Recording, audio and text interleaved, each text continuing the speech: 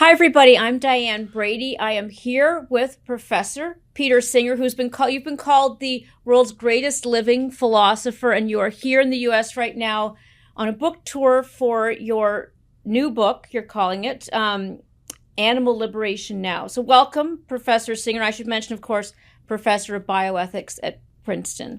Thanks very much, Diane. It's really a pleasure to be with you. So, you've called it a new book. But in 1975, you came out with Animal Liberation. So what's new in the last 48 years? Well, a lot is new in the last 48 years. As you can imagine, things have changed. And on the one hand, we do have a lot more people aware of the issue of animals and ready to recognize that animals have rights, or at least they have interests that we need to take very seriously. There are a lot more awareness of people not eating meat, plant-based eating, vegan eating, whatever you want to call it, is much more popular. And in some parts of the world, particularly Europe and the United Kingdom, there have been some improvements in how we treat animals in factory farms, much less so, unfortunately, in the United States. So I did want to update all of that discussion, talk about the progress, but also talk about how far we still need to go. And there's so much material, that's why it really is a new book. Let's look at why. I often think it's a legislative solution that tends to move the ball forward in terms of conditions, for factory farmed animals. Why is the U.S. in particular so much worse? Unfortunately, I think the U.S. is worse because money and lobbyists have a more powerful political influence here than they do in Britain or Europe or Australia, where I'm from. And my evidence for that is that when you put these issues, like should all farm animals be able to walk around, to turn around without running into the sides of their enclosure or other animals, should they be able to stretch their limbs? If you put that to American voters, and it's been done in a few states like California and Massachusetts, They overwhelmingly say yes. And in those states, you can get legislative change. But in other states with no opportunity for a referendum initiated by the citizens, or at the federal level, though it's really important, you can't get that change. It just is constantly blocked by the lobbyists who can hold things up in Congress. I mean, you've seen consumer pressure on companies like McDonald's, for example, where they have made public statements around where they will source their eggs, or, the conditions for, I guess, breeding sows when they're. Is that really That's where right. we're going to see the change? Is that public pressure on the consumer-facing brands? Yeah, that's really what's happened. That those places where consumers can put pressure, and it might be McDonald's, it might be some of the other fast food chains, it might be some of the supermarket chains, they have made pledges, not all of which have yet been fulfilled, but some of them have been, and some progress is being made. They've made pledges in response to consumer pressure. And yeah, that's the way that the American animal advocacy organizations are working, rather than through the conventional political channels, as they worked in those other countries where that seems to actually lead to change. So I always think that it's very easy to look at the meat you see in a supermarket, not necessarily associated with conditions of animals, as you know. Like, it feels like there's some level of specificity that would help here. Let's talk about the pandemic, for example.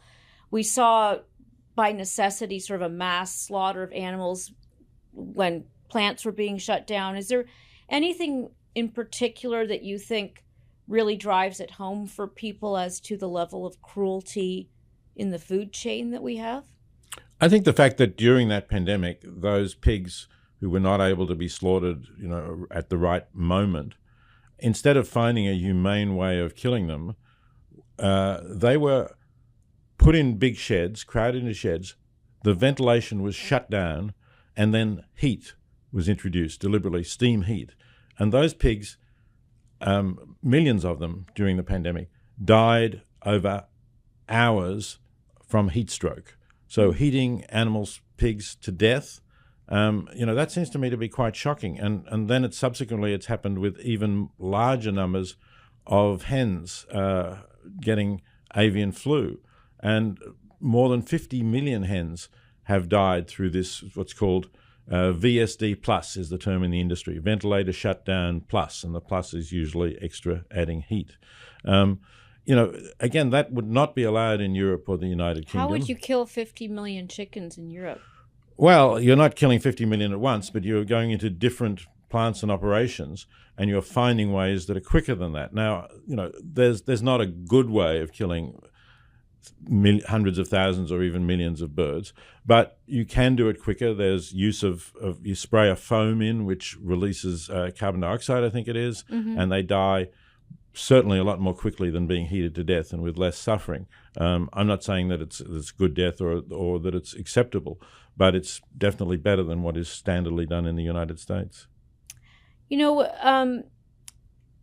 I want to go back to 1975 a bit, just the environment in which you wrote the first book, the environment in which you're writing the book now. It does feel like it's a very different climate. And I want to pivot a little bit to, you've got this, is it Journal of Dangerous Ideas? Controversial ideas. Yeah. And dangerous, not dangerous. Dangerous is a value thing. But talk about the environment for being a philosopher right now. Because I know you've, in addition to being the world's greatest living philosopher, you've encountered your own controversy with regard to views on, disability and such. Let me start with that. Where you've been controversial, have you been misunderstood? I've been partially misunderstood, and partially some people still oppose what I say about what's been controversial that I've said about disability is that I think when a severely disabled infant is born with a condition that is not treatable or changeable, and the prognosis is really bad, that should be discussed with the parents, and the parents should be given the option of either withdrawing treatment if the baby is on a respirator, let's say, and without the respirator, the baby will die. So one option is to withdraw treatment. And that, in fact, happens right now. That happens in neonatal intensive care units across the country. It's also an end-of-life conversation we're having a lot more now. Yes. But as the beginning of life conversation is where it feels very difficult. Right. But as I say, withdrawing treatment seems to be accepted by the public. But if the baby is not needing a respirator and there's no treatment you can withdraw that will bring about a rapid death, then I think that parents should have the option of ending the child's life humanely with a lethal injection. I don't think that's really very different from ending a child's life by withdrawing a respirator. But because I've said that, I've sort of stuck my neck out a bit, and people have come after me and said that this is ableism. But it's no more ableism than, as I say, allowing parents to choose to withdraw treatment, or for that matter, allowing women to have prenatal diagnosis, and if the diagnosis shows a serious disability, to terminate their pregnancy. And it's interesting that some of the same people who might attack me for what I say about parental option of euthanasia after birth would be among the staunchest defenders of a woman's right to end her pregnancy whenever she so chooses. But in this environment, because, we've got so much controversy over certain ideas, I mean, if you were starting out as a young philosopher these days, do you think you would have the same ability to talk about? I'm sounding like I'm softballing a question to you, but I'm honestly, like, when you talk to young graduate students, do you think these are the kinds of ideas they could explore? Some of the ideas we've been talking about, they could explore. Certainly ideas about animals, ideas that I've put forward about helping people in extreme poverty, and that it's one of our obligations to help people in poverty if we have The Life You Can Save. Enough. Exactly, the book, The Life You Can Save, and the organization I founded, The Life You Can Save, which you can find online at thelifeyoucansave.org, and even download the book completely free if you want to do that. So, those issues maybe are not people could write about. There are particular issues which seem to be very sensitive at the moment. So the Journal of Controversial Ideas recently published an article on merit in science, on the idea that the criteria for getting appointments and getting research grants should be merit-based. And there are, I think, 29 authors of that article, including a Nobel Prize winner and other notable scientists. They offered it to PNAS, Proceedings of the National Academy of Sciences, and were rather surprised to be told that this was too controversial for that journal and that might be harmful. So they shopped it around a bit, and eventually they came to the Journal of Controversial Ideas, and we had it peer-reviewed. The reviewers suggested some revisions, but otherwise generally they approved it. And we published it. And I think, we are keeping ideas open. That's had more than 100,000 Yes, views that's so right. far. Because it was written about in the Wall Street Journal and also in the New York Times, we've had over 100,000 views of that article, which is incredible, it's really. merit versus, say, DEI. And I think that's one of the, there is the social good. You're somebody who talks about consequence, and that's really, so much of what I think about your philosophy is really thinking about the consequences of our actions on other human beings, on animals, etc. One of the challenges with things like diversity or trans, right, is we want to create an inclusive society, and how do we bring more people in if we're always using the same criteria that got you to where you are?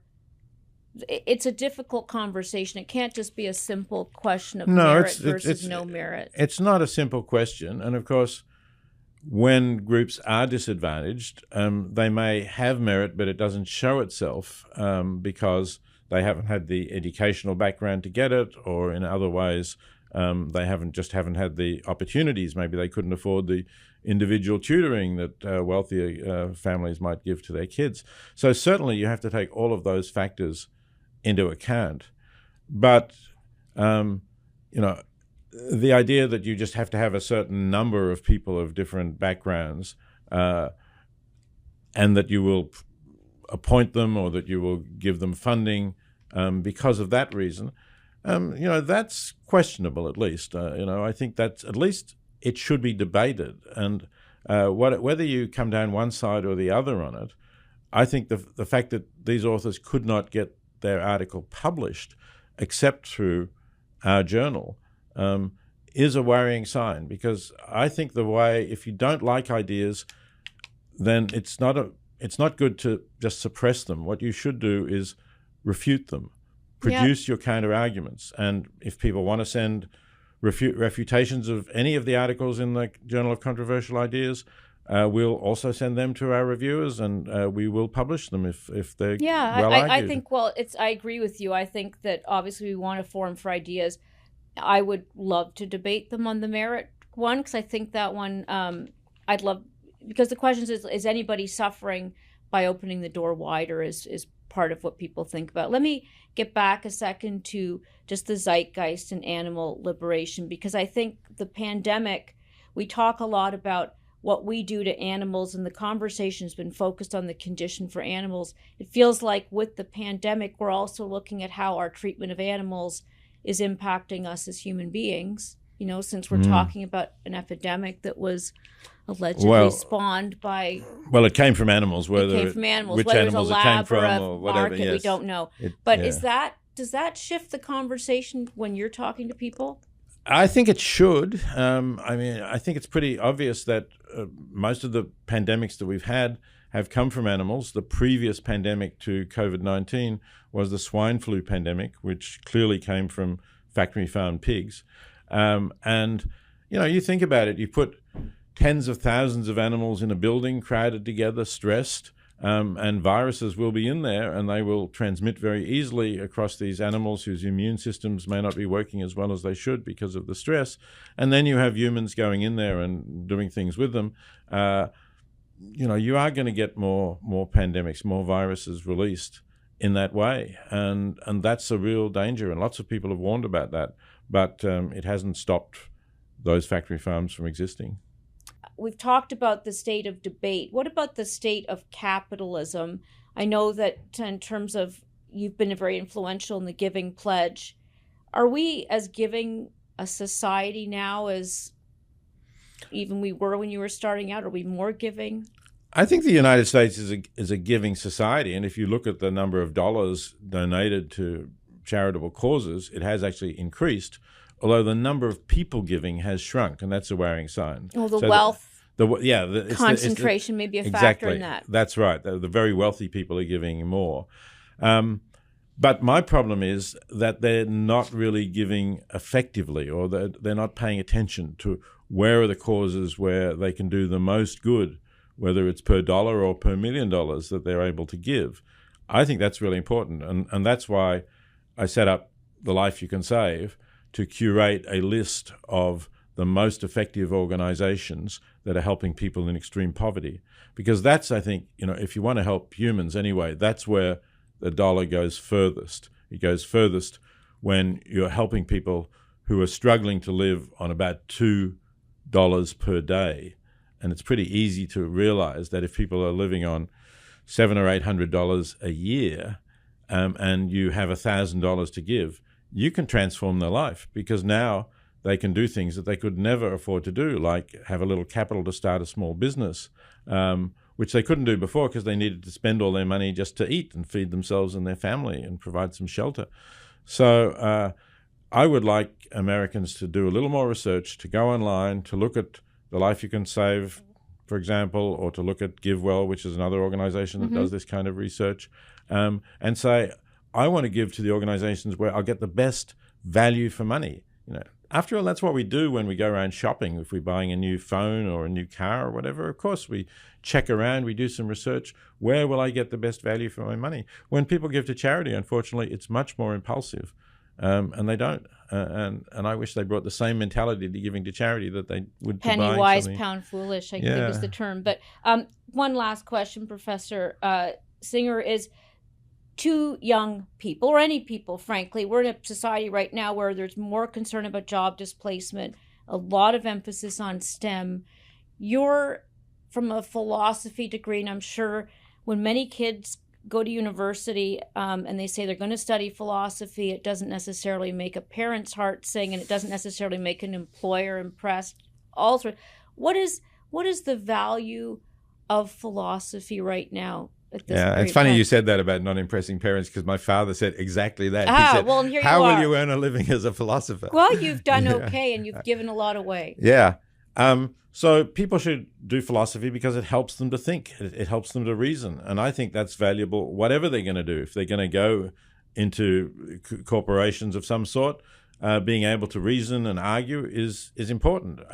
Or if they're thinking about their ultimate values and they decide to do something different, it's really important to think about those values and to understand how to think about it. And what I've found over my career is that philosophy really changes lives. I've seen that again and again. It changes what people decide to do with their lives, what careers they choose, what they do with their money, how they eat, something we've been talking about, of course. And there's very few disciplines that you can say to people, well, you should study this because it just might change your life in a really fundamental way. But doing philosophy can do that. Great. Thank you so much for joining us. Thank you, Diane. It's been great talking with you.